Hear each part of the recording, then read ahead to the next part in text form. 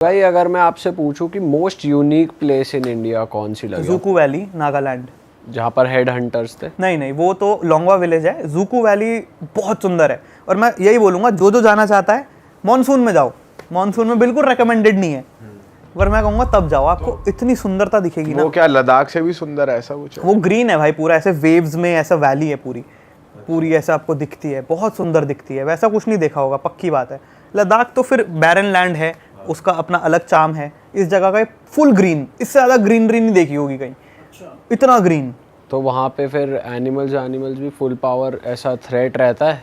Animals, snacks और इन सब एक जोक चलता है नागालैंड में ना, लोगों का क्यूजीन में वो सब कुछ खाते हैं, सब कुछ खाते हैं। मैं वहाँ की मार्केट गया, आप सोचो क्या क्या मिल रहा होगा मार्केट में। हमने सुना है डॉग्स वगैरह भी स्नेल, मिलते हैं वहाँ।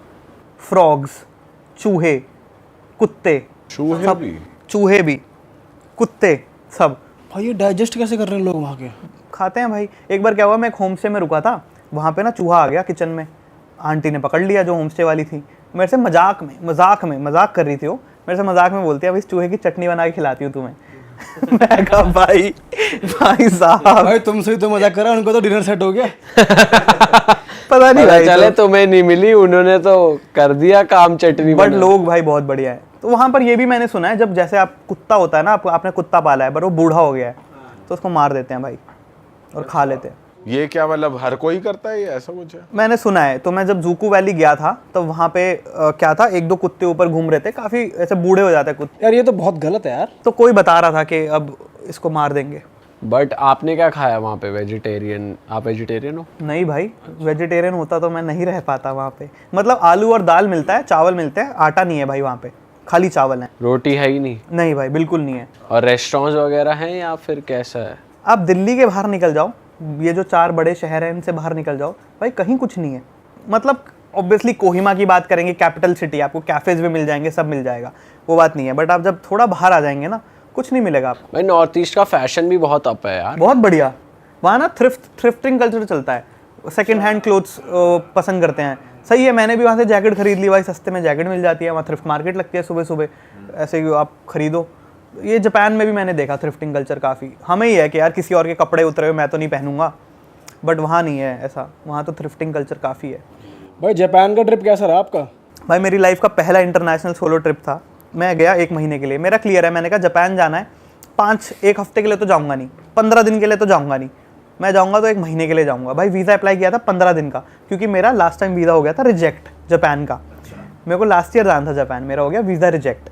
मेरे को लगा इस बार भी लगे ना लगे 15 दिन का अप्लाई करता हूँ। 15 दिन का अप्लाई किया, उन्होंने मेरे को 1 महीने का वीज़ा दिया।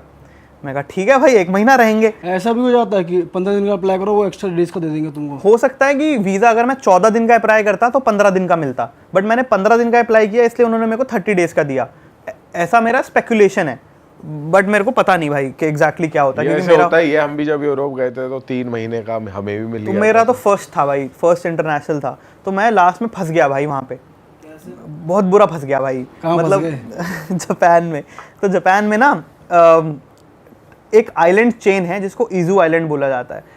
बहुत सुंदर आइलैंड है उसमें, ठीक है। टोक्यो से मेन 340 या 350 किलोमीटर दूर है समुद्र में, बहुत छोटा आइलैंड है। और वो आइलैंड पे इतनी, आप फोटो यहाँ पर आप देखना, मैं दिखाऊंगा फोटो, यहाँ लगा भी देना, डबल वॉल्केनो है उस आइलैंड पे, ठीक है। और वो देखने में क्या सुंदर लगता है वो आइलैंड, मेरे को था बहुत सुंदर है, यहाँ जाएंगे। अब वहाँ जाने के लिए आपको 2 फेरी बदल के जाना पड़ता है, that is the only option. Tokyo से लगते हैं कुछ 14 या 16 घंटे टोक्यो से। तो टोक्यो से आप पहले फेरी लेते हैं, ओवरनाइट जर्नी, रात में फेरी में बैठेंगे, सुबह उतरेंगे, देन वहाँ से एक नई फेरी लेंगे, वो 4 घंटे लेके आपको उस आइलैंड पहुँचाएगी। मैं उस आइलैंड पे पहुँच गया, उस आइलैंड को बहुत बेहतरीन सुंदर देखा, मज़ा आ गया। मैंने कहा चलो नेक्स्ट डे फेरी लेंगे, वापस जाएंगे घर, क्योंकि मेरा वीज़ा खत्म हो रहा था 23 तारीख को, ठीक है। और मैं उस समय 2 दिन बचे होंगे वीज़ा ख़त्म होने में, 2 या 3 दिन, बस 2 दिन बचे थे। मैं कहा 23 को वीज़ा ख़त्म है, आज 21 तारीख है, कल लेंगे, वो चले जाएंगे भाई। सुबह हुई, मैंने आंटी को बोला जो वहाँ पे थी कि मैं जा रहा हूँ, मैं चेकआउट कर रहा हूँ, आप पैसे बता दो। उन्होंने कहा कहाँ जा रहे हो? मैं कहा वापस जा रहा हूँ। कह रही वापस कैसे जाओगे? मैं कहा फेरी से। फेरी तो आज चल नहीं रही। मैंने कहा वहाँ लिखा है वेबसाइट पे फेरी चलेगी, और मेरे को लग रहा है जापान है भाई, पक्के होंगे अपने वर्ड्स के ना, बट अब वेदर ऐसी है तो क्या करें। तो उन्होंने बोला नहीं आज तो वेदर ख़राब हो गई है, फेरी कैंसिल हो चुकी है, फेरी तो चलेगी नहीं। फिर हम गूगल ट्रांसलेट पे बात कर रहे थे और कैसे बात करेंगे, तो वो मेरे को बोलती हैं कि तुम्हें इस आइलैंड के बारे में पता नहीं, ये आइलैंड ऐसी बीवी है तुम्हारी जो एक बार आओगे तो तुम्हें छोड़ के जाने नहीं देगी। और मेरे को डर लगना शुरू, मैं कहा मैं क्या करूं भाई। फिर मैं वीजा एक्सपायर हो रहा है 2 दिन में भाई 2 दिन में, और मेरे को हो गया कि मेरा सपना है लंदन जाना, अगर मेरे पासपोर्ट पे कुछ भी इशू आ गया मैं तो फंस जाऊंगा बहुत बुरा। तो भाई मतलब फिर क्या हुआ, मैंने कहा आंटी ठीक है, मैं आंटी को छोड़ा, मैं बाहर गया, बाहर देखूं क्या है। भाई मेरे को हेलीकॉप्टर की आवाज़ आ रही थी पास से, मैं भागा भागा भागा भागा आवाज़ को फॉलो करता हुआ जा रहा हूँ, बस कहाँ जाना है, भागा भागा भागा। मैं जैसे ही पहुंचा हेलीकॉप्टर मेरे सामने उड़ गया, चले गया भाई कोई ऑप्शन नहीं। अब मैं वहाँ खड़ा हूँ, वहाँ पर एक पुलिस वाला है, एक लोकल आदमी है। पुलिस वाला एक ही है शायद उस आइलैंड पे, 160 लोग रहते हैं भाई, बहुत रिमोट आइलैंड, तो पुलिस वाला एक ही है वहाँ शायद। तो मैं पुलिस वाले को बताता हूँ अपना सिनेरियो कि सर मेरा वीज़ा ख़त्म हो रहा है, एनी हाउ मेरे को जाना है, मेरे को हेलीकॉप्टर में करवा दो, कल करवा दो, कैसे भी करवा दो। वो हंस गया भाई मेरे मुँह पे, वो कहता है क्या प्रॉब्लम है, वीज़ा ख़त्म हो रहा है मैं कहा भाई ये हंस क्यों रहा है, मजे ले ये हाँ उसको लग रहा है फन चल रहा है। मैंने कहा भाई ये फन नहीं है, करवाओ कुछ भाई। तो उसने ना फिर हेलीकॉप्टर कंपनी का नंबर वहाँ होता है अवेलेबल, रिसेप्शन से लिया, आपको बुक करना होता है फ़ोन पे। अब मेरे पास ना जापानीज़ नंबर, ना मेरे को जापानीज़ आती है, तो उसने कॉल करके मेरे पता करा दिया। उसने बोला मैं शाम के 4 बजे, वैसे तो बुक चल रहा है सब कुछ, अगले 5 दिन तक हेलीकॉप्टर बुकड है, मैं फिर भी कॉल करके आपको शाम तक बता दूंगा, अगर कोई कैंसिल करेगा तो शायद आपको सीट मिल जाए।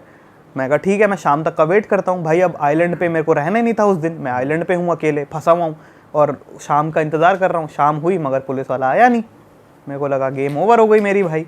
फिर वहाँ पे एक लोकल आदमी था जिसको इंग्लिश आती थी वहाँ, उस वैसे टोक्यो में you will find plenty people speaking English. अब इतनी दूर गए हो तो वहाँ कौन इंग्लिश बोले, नहीं आती लोगों को इंग्लिश। तो एक आदमी को आती थी इंग्लिश, जिसको मैंने अपना दुखड़ा रोया कि भैया ये हो गया, मैं तो फंस गया हूँ बहुत बुरा। उसने कहा अपने इमिग्रेशन फ़ोन करो, अपनी एम्बेसी फ़ोन करो, करवाओ। मैंने कहा एम्बेसी में फ़ोन नहीं करना चाहता, दिक्कत हो जाएगी मेरे लिए, मेरे को नहीं करना है। तो मैंने कहा कल देखूंगा, अब होपफुली कल कुछ हो जाए। तो उसने बोला कि ऐसा करो, ऑफिस खुलता है हेलीकॉप्टर का सुबह 8 बजे, एक ही है वहाँ पे ना, एक छोटा सा जगह है, 8 बजे खुलेगा, आप आके सुबह लाइन में लगो, मेक श्योर के that you are first in the line. अगर किसी ने कैंसिल किया देन आपको ले जाएंगे। भाई मैं सुबह कितने बजे हेलीकॉप्टर पे चले गया, सुबह 4 बजे। मैं कहा मेरे को जाना है भाई। मैं सुबह उठा 3:30 बजे, भाई 4 बजे मैं वहाँ पे, 8 बजे की उसमें 8 बजे मैं 4 बजे रोडीज की लाइन बना दी सबसे पहले, मैं यूं साले ले भाई। वो वहाँ पर एक बेंच सी थी, मैं गया बेंच पे जाके लेट गया और मैंने वहाँ अपनी बोतल रख दी कि ये मेरा स्पॉट है कोई वो नहीं होगा। वहाँ बोतल रखी और मैं कहा अगर आँख लग जाए बाय चांस और कोई और आके खड़ा हो जाए तो दिक्कत हो जाएगी। भाई उस 4-5 घंटे में चाहे मेरे को बाथरूम आए कुछ भी आए, मैंने नहीं हिलना यहाँ से, मैं खड़ा रहूँगा। बट फिर लकीली भाई नेक्स्ट डे उसी दिन मतलब सुबह 8 बजे विंडो खुली, उसने चेक किया, एक सीट खाली थी क्योंकि किसी एक महान आदमी ने कैंसिल कर दिया था हेलीकॉप्टर। मेरे को हेलीकॉप्टर मिल गया और मैं हेलीकॉप्टर से फिर वापस आया।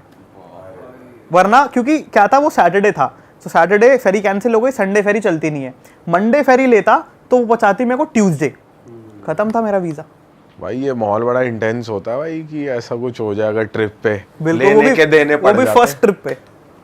और भाई कुछ जगह बता दो जापान में जो कि एकदम मस्ट विजिट है, जाना ही चाहिए घूमने अगर कोई जा रहा है। भाई हिरोशिमा नहीं गए आप? गया हिरोशिमा में।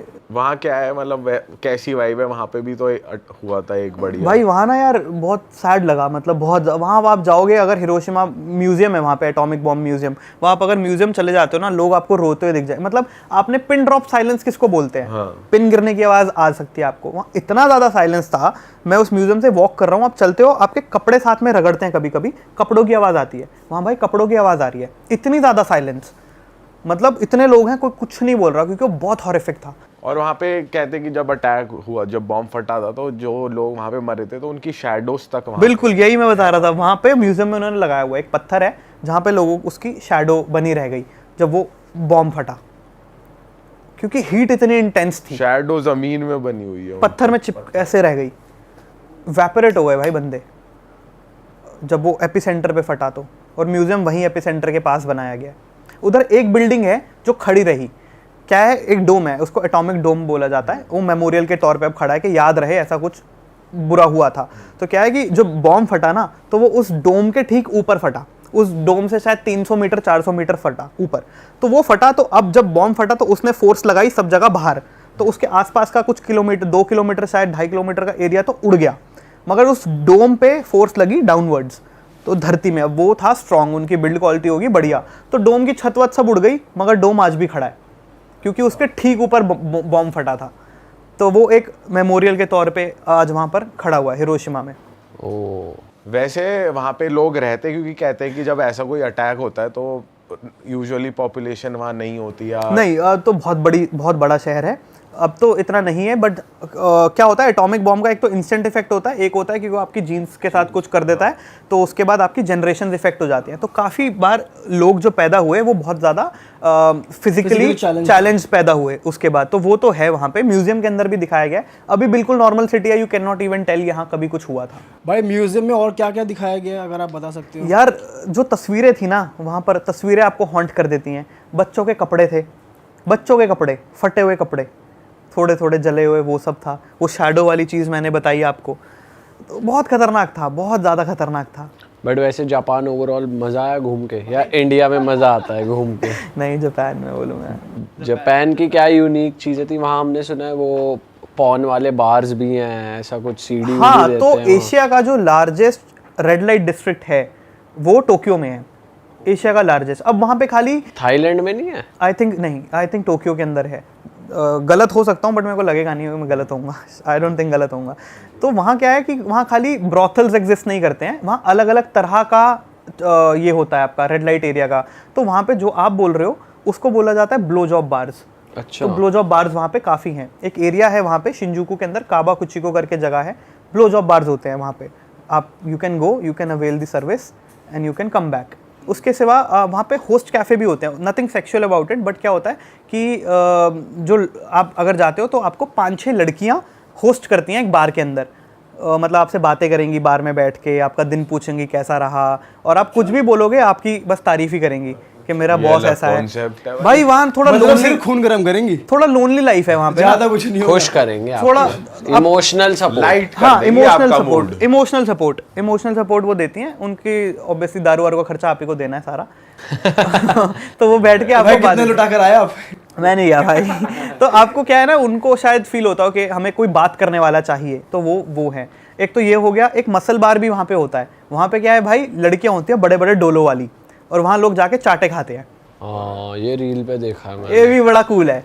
बट अगेन दिस सोपलैंड आप पूछ रहे थे, सोपलैंड का कॉन्सेप्ट क्या होता है, ये एक तरह का ब्रॉथल ही होता है, क्योंकि वहाँ पे प्रोस्टिट्यूशन तो इलीगल है, बट अलग अलग तरह के वो साइडवेज निकाल लेते हैं ना। तो सोपलैंड होता है जहाँ पे आप जाके एक सर्विस अवेल कर सकते हो, जहाँ पे आपको एक लड़की नहलाती है, एंड देन उसके बाद maybe it leads to intercourse, ये रहता है। बट आपको अपना एक बहुत क्रेजी एक्सपीरियंस बताऊंगा जो जापान का मेरे को पता ही नहीं था कि ऐसा कुछ एग्जिस्ट करता है।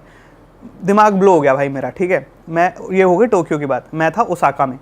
ओसाका में एक दिन मैं घूमते घूमते ऐसी एक जगह पहुंचा।